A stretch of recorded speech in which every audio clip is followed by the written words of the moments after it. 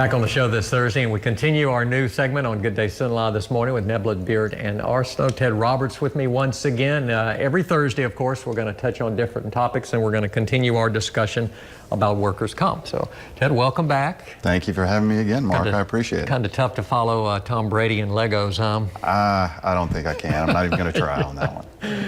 All right, first going back to last week, just review and talk a little bit about what workers' comp is and what it's all about. Well, like I talked about last week, workers' comp is what covers injured workers when they're injured on the job. Yeah. And there are two things about workers' comp that you get when you're on workers' comp. One of them is medical treatment for your injury, of course. And the second is if you're unable to work, you get wage benefits. Yeah. Right. And those are limited, and there are a lot of limitations in both of those in workers' comp. Okay, how does someone know if they are covered by workers' comp? Everybody should be covered. If you're on the job, if you're on the clock, you should be covered. Your employer is required to have insurance on you, and the workers' comp insurance. You can usually see it in the break room of wherever you work. It's supposed to be posted there. It should be posted, yeah. Absolutely, absolutely. So. Okay, how am I entitled to, or what am I entitled to if you're hurt on the job, if someone's hurt on the job? Right, like I was saying, medical treatment is the first thing. Obviously. Medical treatment is comprised of doctor visits, pharmacy, physical therapy, whatever you need.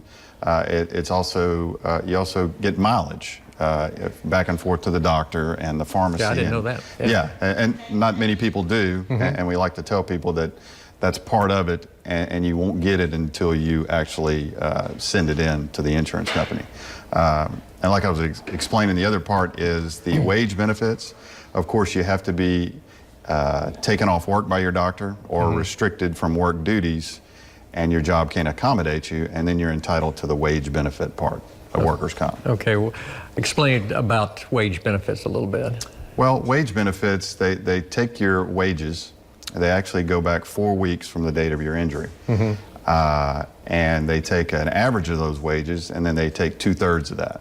Okay. Okay. There is a maximum, and it changes every year. The maximum now is $665 a week that you can get. So it's kind of tough for people, you know, that are used to making those wages.